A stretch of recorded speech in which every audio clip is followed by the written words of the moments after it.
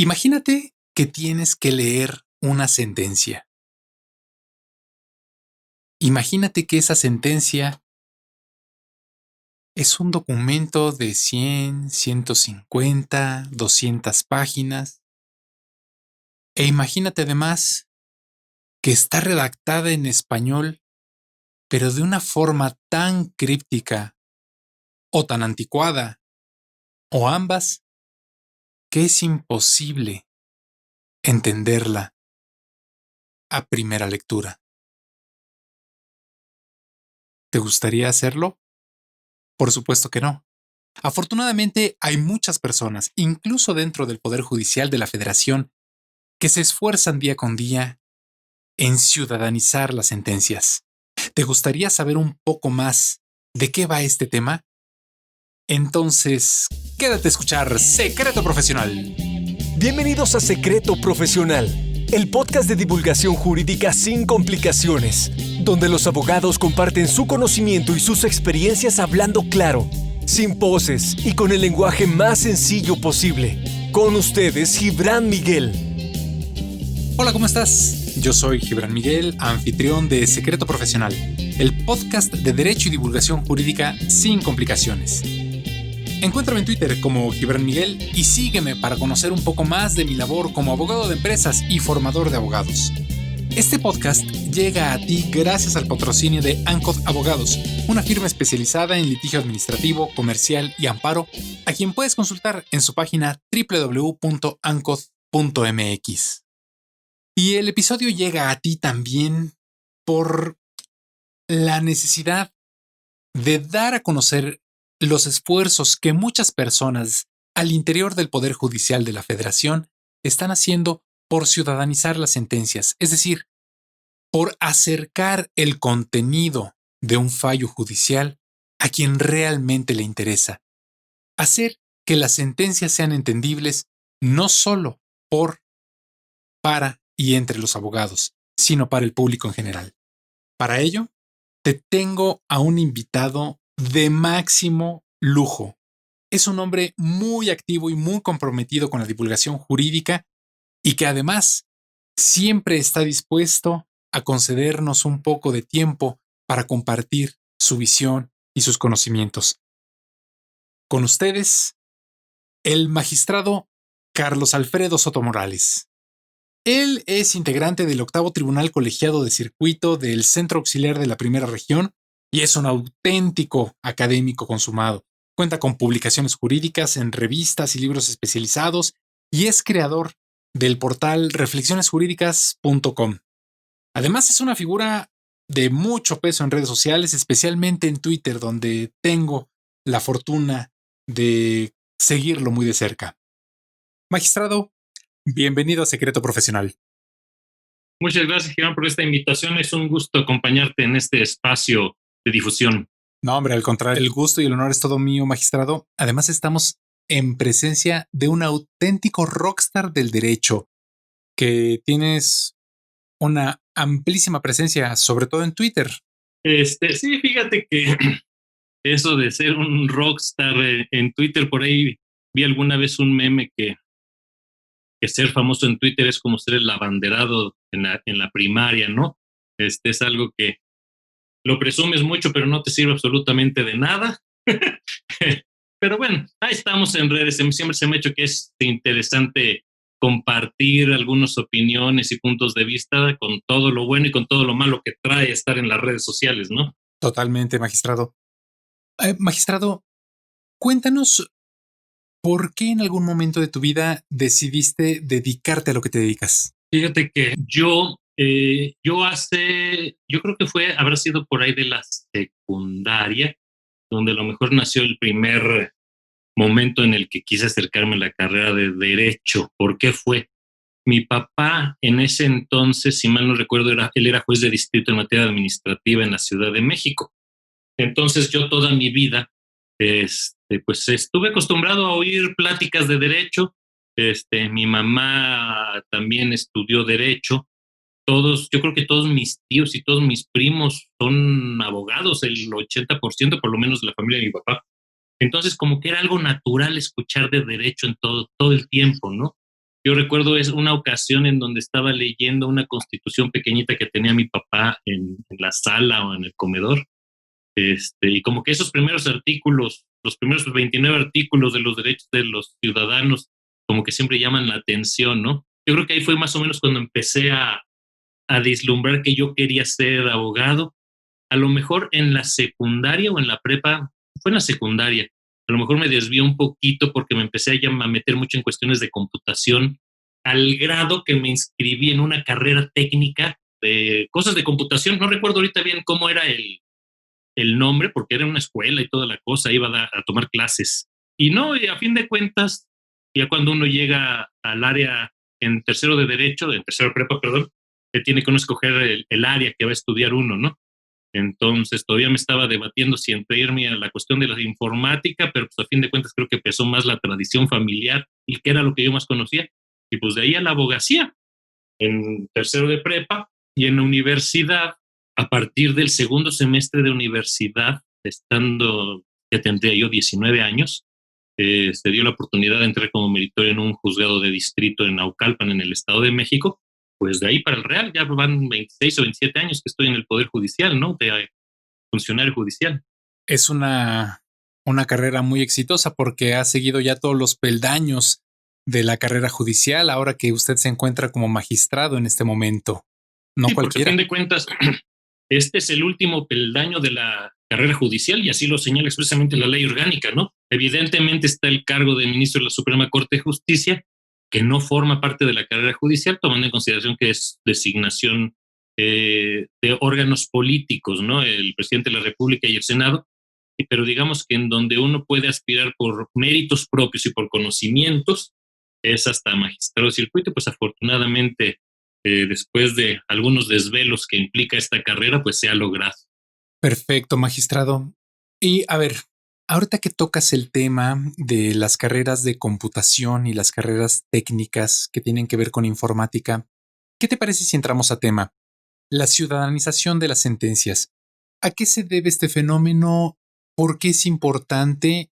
Y lo vinculo con las carreras informáticas porque yo soy un convencido y creo que no es algo realmente complicado de pensar que las sentencias se han ido cada vez haciendo más complejas en buena medida por el uso de la tecnología, por las computadoras y de la terrible función que es el copiar-pegar que tenemos al alcance de todos nuestros teclados. ¿De qué se trata este tema de la ciudadanización de las sentencias? Efectivamente, si nosotros analizamos las sentencias que emitía la Corte o inclusive los tribunales colegiados antes de los 80, yo me imagino, podíamos ver que eran sentencias muy cortitas de 20 o 30 páginas, ¿no? ¿Por qué? Porque un error mecanográfico, por ejemplo, ¿qué implicaba? Muchas veces tenía uno que sacar la hoja de papel, y aparte le ponía unos 20 minutos para que se traspasara para los oficios a las autoridades responsables. Y entonces un error era realmente difícil de arreglar. Como dices, cuando empieza esta cuestión de la computación, resulta muy fácil para todo el mundo empezar con este copia y pega, ¿no? Oye, que hay una jurisprudencia en la corte, bueno, pues copia y pégala. Oye, pero no tiene nada que ver. Bueno, pero dice 3 palabras que más o menos como que vienen a nuestra idea. Entonces, eso empieza a hacer cada vez más tediosas las resoluciones judiciales. Y luego, por ejemplo, todavía estamos muy acostumbrados, sobre todo en tribunales colegiados y en algunas sentencias de la Corte, por ejemplo, estas cuestiones de las transcripciones, ¿no? Transcribimos todo lo que es el acto reclamado y luego transcribimos todo el amparo, todos los conceptos de violación del abogado. Y si por ahí hay un escrito del tercero interesado, pues no se diga, vamos a transcribirlo por si acaso. Entonces, Claro. eso va haciendo que las sentencias sean muy difíciles de entender. Si nosotros vemos una sentencia, yo quiero decir una sentencia promedio de un tribunal colegiado, debe de ser más de entre 50 y 100 hojas. De esas 50 y 100 hojas, si nosotros les quitamos las transcripciones estas que estoy diciendo, a lo mejor nos quedaríamos con 20 hojas, más o menos diciendo, ¿no? Y luego, si dentro de estas 20 le quitamos las tesis que se están transcribiendo, nos vamos a quedar con 10 hojas de razonamientos, ¿no? Entonces, una sentencia de 100 hojas que realmente se pudo haber redactado en 10 hojas, es muy complicada de leer, inclusive para los operadores jurídicos que estamos acostumbrados para los abogados, ¿no? Y a Claro. eso le ponemos, que le echamos mucha crema a nuestros tacos al momento de estar dictando una sentencia. Nos gusta usar palabras en latín, nos gusta usar palabras que nadie utiliza cuando está hablando, ¿no? Decimos, por lo tanto, es inconcuso. ¿Pero por qué dices inconcuso? Di que es evidente, es claro, ¿no? El impetrante. El impetrante, que cómo me choca. Sobre todo porque cuando uno ve el significado de impetrar, impetrar significa rogar. Implorar, así Y es. los ciudadanos no ruegan por sus derechos, los ciudadanos los exigen. Pero son cosas que, y esa es otra de las cuestiones. Cuando nosotros estamos en la función judicial, no, todos los abogados aprendemos a redactar porque así nos enseñan o el titular del despacho en donde estamos o en el juzgado en donde estamos y nos enseñan esas palabritas domingueras, ¿no? Y cuando uno le dice, ¿y por qué lo pones esto si se oye horrible? Ah, no, porque siempre se ha hecho así. Pero siempre yo creo que desde la colonia, porque no hemos claro. cambiado, ¿no? Seguimos utilizando la palabra fojas, cuando ya es un arcaísmo colonial que nomás los abogados lo utilizamos, ¿no? Yo creo que debemos de quitarnos ese chip y empezar a hacer que nuestras resoluciones, los escritos de los abogados litigantes, las leyes que emite el legislador, se entienda para todo el mundo. Claro, porque además es incluso un tema hasta de confianza ciudadana. El hecho de tener una sentencia que sea legible, que sea entendible, que se encuentre al alcance de todos y que todo mundo la pueda entender, también genera la tranquilidad de que la judicatura está haciendo bien su trabajo. No porque no lo haga bien hoy por hoy. Al contrario, lo hace muy bien y siempre lo reconozco, pero es un tema de comunicar qué tan bien están haciendo su trabajo, ¿no? Y es que debemos de tener en consideración los tribunales, tenemos dos destinatarios, ¿no? El primero son las partes en el juicio. Entonces, pero cuando estoy diciendo las partes, me digo a las partes en serio, ¿no? Al actor o al demandado, al quejoso o al tercero interesado. ¿Y quiénes son estas partes? Es la señora ama de casa, es el señor que es carpintero, es el contador público, etcétera, que a lo mejor no tienen conocimiento de derecho. Lo ideal sería que nuestras sentencias las lean ellos y las entiendan sin necesidad de que se las esté traduciendo su abogado, porque en esta traducción puede estar mal traducido y muchas veces porque a lo mejor los tribunales que redactamos de manera tan confusa que inclusive eso genera problemas al momento de ejecutar sentencias, etcétera, etcétera, ¿no? Pero si las partes entendieran qué es lo que se les está diciendo, y a lo mejor esta sería alguna de las beneficios, por ejemplo, de la justicia oral, ¿no? Cuando el juez tiene de frente a las partes, yo creo que ahí debe todavía de ser el juez más claro, ¿no? Explicarle a las partes cuáles son sus derechos, explicarle por qué está dictando una sentencia así, por qué va a meter a una persona a la cárcel o por qué le va a dar una pensión a una persona por tanto dinero. Me parece que eso es lo más importante, de que seamos claros con nuestros destinatarios principales, que son las partes. Y el otro destinatario, perdón, sería la sociedad en general, ¿no? Para que las gentes, las personas sepan cómo están resolviendo sus tribunales sin necesidad de que se los interprete un medio de comunicación, un reportero especializado, sino que uno pudiera agarrar las sentencias y decir, esta sentencia está interesante por esto y la entendí. Claro. Porque además, ahora que comentas el tema de los abogados, pues es que también es un tema no solo de jueces y magistrados, es un tema también nuestro como litigantes de realizar escritos que también sean entendibles para ustedes, los jueces, pero que sean entendibles para nuestros clientes, porque a final de cuentas el asunto es de ellos, ¿no? Es ciudadanizar el problema, no solo la solución, es decir, ciudadanizar la sentencia, pero ciudadanizar también el planteamiento. Yo recuerdo que hace un tiempo tomé un curso de redacción de demandas de amparo y nos decían que tu argumento más fuerte sea el primero, porque es el momento en el que le están poniendo más atención. Y yo pensaba, ¿por qué tiene que ser mi argumento más fuerte el primero? ¿por qué no mejor hago una demanda más breve, pero en la que todos mis argumentos sean fuertes y valgan la pena? Y entonces, en lugar de hacer una demanda de 100, de 150 hojas, hago una demanda de 20 o de 10 y que sería igualmente efectiva. Es que tenemos, y yo he tenido en redes sociales más que nada algunas personas que no están completamente de acuerdo con esto de ciudadanizar las sentencias. Y tienen un argumento que no hay que tirarlo o echarlo por la borda, ¿no? Porque dicen, los abogados somos técnicos del derecho, ¿no? Y abogados me refiero en general, ya sea que seas abogado postulante o que seas de este lado, o que seas funcionario judicial. Y efectivamente, hay cuestiones del derecho que no se pueden ciudadanizar completamente, ¿no? Tenemos términos que son precisos en el derecho. Por ejemplo, hay términos como la prescripción y la caducidad, que son parecidos, pero no es lo mismo, ¿no? Nosotros como abogados no podemos decir, no, no le pongas prescripción, pone caducidad porque es sinónimo. No, no, no, es sinónimo, son cosas completamente distintas. Claro. Alguna vez escuché algún ejemplo de que no todo el lenguaje se puede ciudadanizar, ¿no? Por ejemplo, ¿qué pasaría con un piloto de un avión comunicándose con un operador de una torre, ¿no?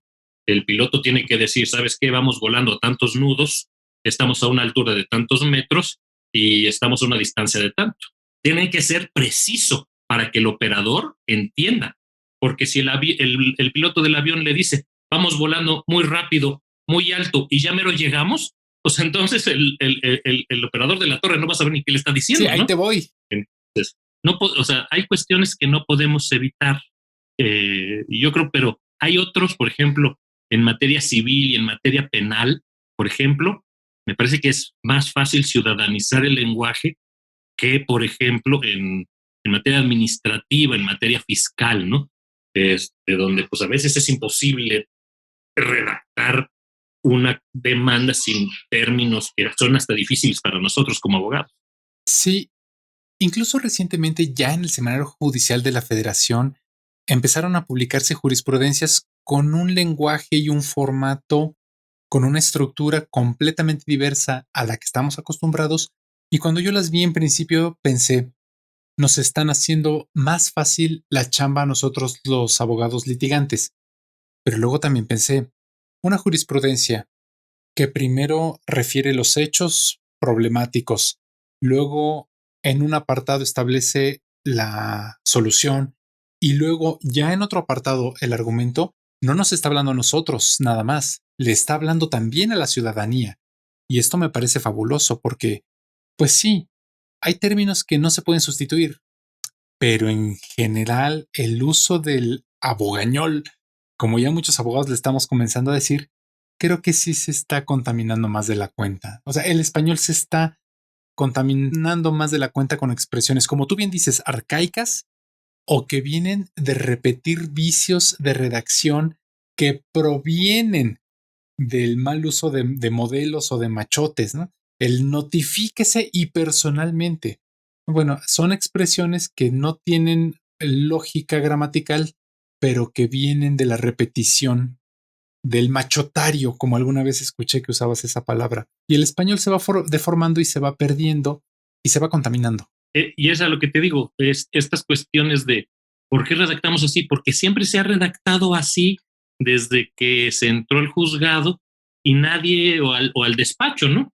Nadie piensa que son vicios que estamos trayendo desde muchísimo tiempo. Por ejemplo, algo que a mí tampoco me gusta, la palabra libelo, ¿no? Uh-huh. Cuando un juez se refiere a una promoción como un libelo, porque un libelo, según la Real Academia Española, es un escrito difamatorio, o sea, es un pasquín. O sea, para mí eso es hasta ofender al abogado. Sí, totalmente. Uno diría que un abogado se refiera al escrito de su contraparte como libelo, pues no entendería y dices, pues qué curioso, ¿no? Le está echando crema a sus tacos refiriéndose que la demanda es un pasquín, es un escrito difamatorio. Pues pero para la anécdota, ¿no? Pero que un tribunal se refiera como libelo a un escrito de las partes, se me hace a mí una ofensa, Que yo le diría al juez, no, oiga, pues mi escrito no es un escrito difamatorio, no es un pasquín, ¿no? Es un escrito jurídico con planteamientos jurídicos que quiero que me contestes. Pero esas palabras las Totalmente. utilizamos sin pensar. Sí.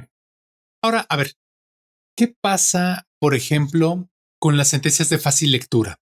A mí me parecen fabulosas y es un tema que me resulta fascinante, pero ¿hasta qué grado hay una línea divisoria entre una sentencia redactada de manera ciudadana en lenguaje sencillo que se pueda entender por cualquier persona y una sentencia de fácil lectura que va dirigida a una persona, a un tipo de litigante muy en específico para satisfacer necesidades muy particulares? ¿En dónde está la división?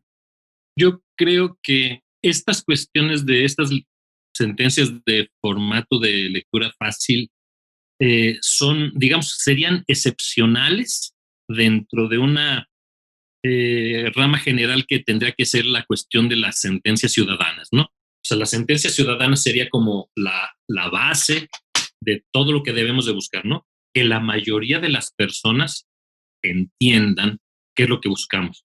En cambio, estas sentencias de fácil lectura, por ejemplo, si mal no recuerdo, la que emitió la Suprema Corte de Justicia de México es en relación a un joven con esta Asperger, Asperger. ¿no?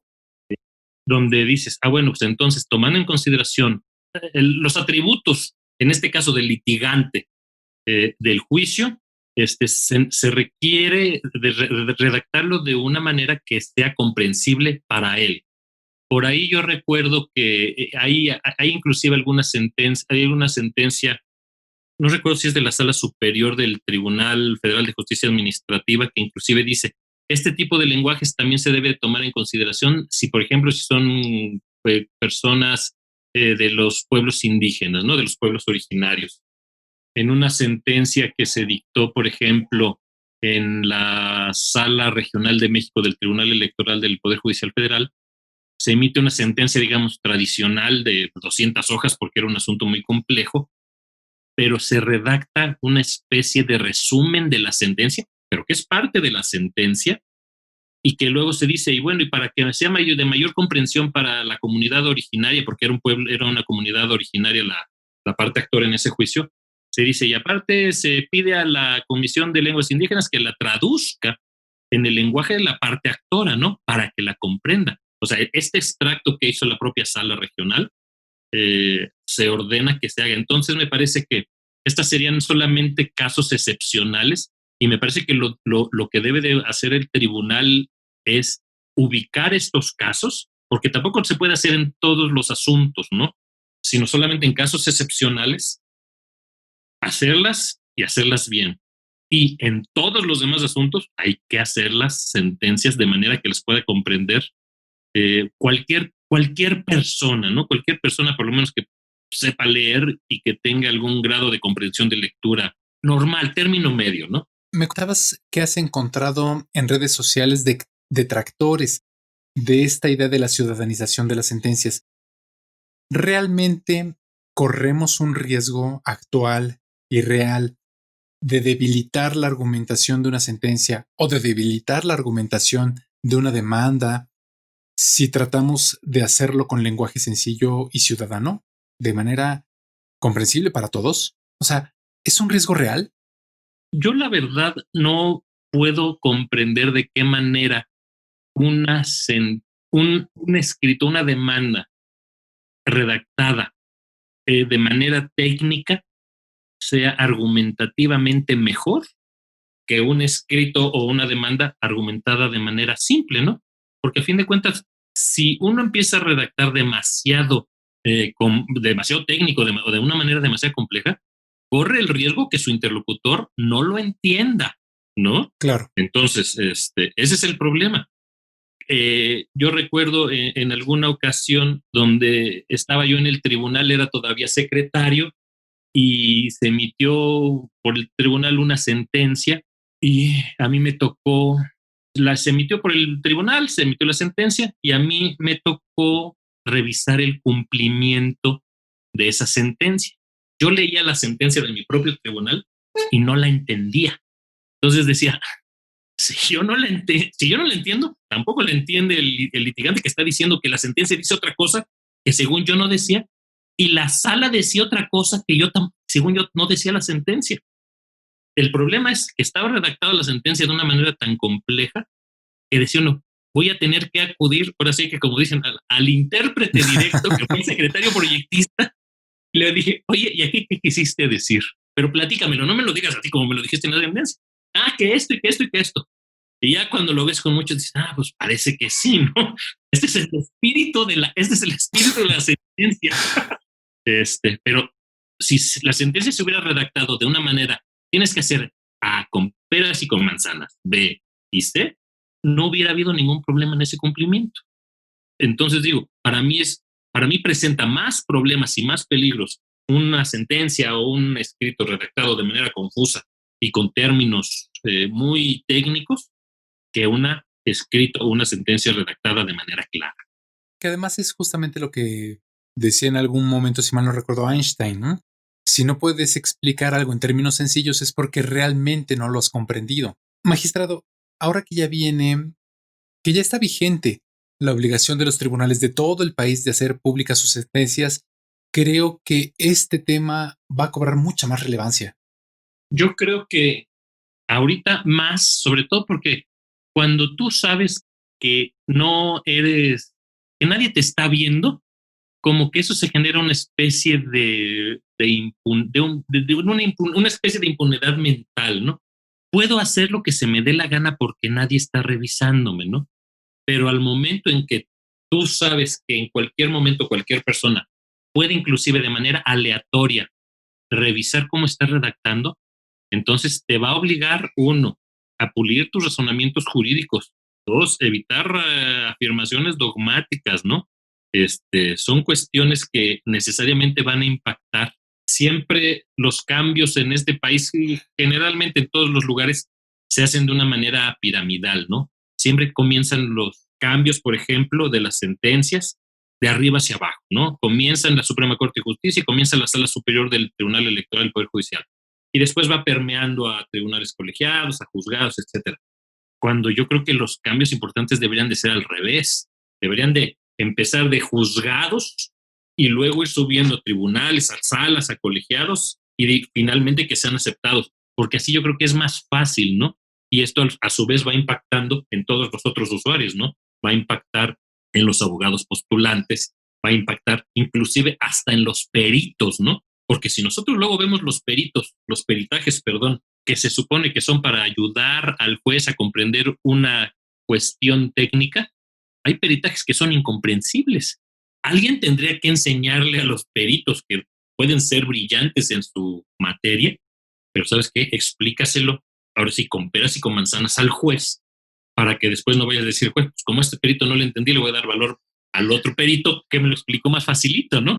Ese es un punto que yo no había contemplado, pero que sí es muy cierto. A veces también los peritajes son escritos que lejos de aclarar una duda en concreto, pues se vuelven tan complejos que lo hacen más difícil. Pero bueno, quiero poner mi granito de arena y quiero hacer patente mi compromiso como abogado, como litigante, desde mi posición de hacer claros y breves mis escritos, porque creo que eso va a abonar un poco a erradicar el uso de todos estos formalismos y todo este lenguaje arcaico, pues ha demeritado el ejercicio de la abogacía y que es algo que nos compete tanto a jueces como a litigantes, como abogados privados. Pero bueno, magistrado, la verdad es que no quiero abusar demasiado de tu tiempo. Nos tenemos que acercar al final de la entrevista. Como tú sabes, seguramente, aquí en el podcast de Secreto Profesional nos gusta hablar claro, sin poses, con el lenguaje más sencillo posible. Con esa idea en mente, ¿podrías decirnos qué es para ti el derecho y por qué es importante para la sociedad? Para mí el derecho es una simple herramienta para mejorar la sociedad. Y la puedes mejorar en dos grandes vertientes, ¿no? El derecho como herramienta para mejorar la sociedad a nivel general, entiéndase, mediante la emisión de leyes, mediante la emisión de reglamentos que tiendan a solventar problemáticas que se están dando en determinado lugar y en determinada época. Y también el derecho en una vertiente de aplicación, digamos, a casos concretos, ¿no? Porque a fin de cuentas, un litigio, un pleito que hay entre un esposo y una esposa por quién se queda con los niños, o que si una persona me robó un dinero en la empresa que tengo, etcétera, pues entonces el derecho va a ser la herramienta para que se dirima ese pleito, esa controversia, ¿no? Entonces, para mí es eso, es simplemente una herramienta para arreglar grandes males de toda la sociedad o los males que aquejan a una, dos o tres personas en particular. Totalmente de acuerdo, magistrado. Recomiéndanos, magistrado, un libro, una serie de televisión, una película. Fíjate que una película que ya tiene como 10 años que vi, que me la habían recomendado mucho, se llama Amistad. Esa película me gustó porque aparte de que es de abogados, ¿no? Como que uno se queda casado, estás viendo todo el día derecho y luego ves películas de abogados y series de abogados. Sí, y libros de abogados, también novelas y cosas así. Esa película trata el tema, por ejemplo, de la esclavitud en Estados Unidos, de cuando apenas Estados Unidos estaba recién casi constituido como país independiente, y nos narra el trayecto del abogado que está defendiendo a un esclavo que fue traído por la fuerza de África para hacerse esclavo en Estados Unidos, y también nos narra pues, todo el entramado legal para llegar inclusive hasta la Suprema Corte de Justicia de Estados Unidos y resolver este asunto, ¿no? Entonces me parece que es una película bastante buena, tanto por la cuestión jurídica y por la historia, que aparte esto es basada en hechos reales, y aparte ya no recuerdo muy bien quiénes son los actores, pero yo recuerdo que era bastante buena la película, bastante buenas las actuaciones. Bueno, pues ya tengo que proponerle a mi esposa para nuestra próxima tarde dominical de películas ahí en casa. Magistrado, ya para terminar, ¿dónde te puede encontrar la comunidad de Secreto Profesional? ¿Dónde te puede leer? ¿Dónde puedes saber de tus ideas, de tu pensamiento? E incluso, ¿dónde puede ver tus fotografías? Porque yo sé que tú y yo compartimos esa afición por la fotografía. Fíjate que yo generalmente más que nada estoy en Twitter, ¿no? Estoy como @CarlosSotoM. También tengo una página en Facebook y mi cuenta personal en la que prácticamente admito a todo el mundo, pero en Facebook creo que también estoy como Carlos Soto Morales. La verdad, casi no entro, y está al grado que ni siquiera tengo la aplicación en mi teléfono, ¿no? Entro una vez a la semana, casi no posteo nada ahí, como que no, Facebook jamás me enganchó. Y en Instagram, que ahí sí ni siquiera me anuncio como magistrado, sino creo que nada más tengo entusiasta de la fotografía para poder bloquear a diestra y siniestra. Estoy buena estrategia. como Carlos-Soto Morales. No, Soto M, creo.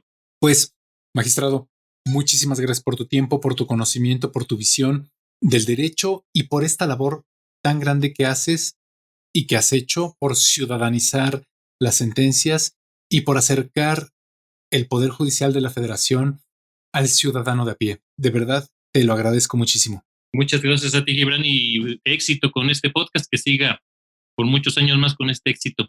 Esperemos que así sea, magistrado. Muchísimas gracias. Y también muchísimas gracias a ti, que me escuchas, que te suscribes, que dejas tu reseña de 5 estrellas y tus comentarios. Sabes perfectamente que puedes hacerlo en Spotify, Apple Podcast, Stitcher, Google Podcast, iVoox, YouTube, TuneIn, Libsyn, donde tú quieras. Es más, si lo prefieres, puedes escuchar cada episodio en mi blog personal gibranmiguel.com, Secreto Profesional.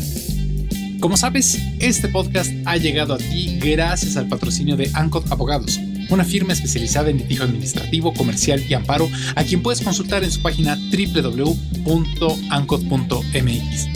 En cuanto a mí, me puedes encontrar en Twitter como Gibran Miguel y seguirme para conocer un poco más de mi labor como abogado de empresas y formador de abogados. Si consideras que este capítulo puede servir a alguien que conozcas, compártelo para que el conocimiento del derecho llegue cada vez a más personas. Nos escuchamos en el próximo episodio para compartir otro secreto profesional. Y mientras tanto, deja de usar la palabra fojas. Es un arcaísmo. Hasta entonces.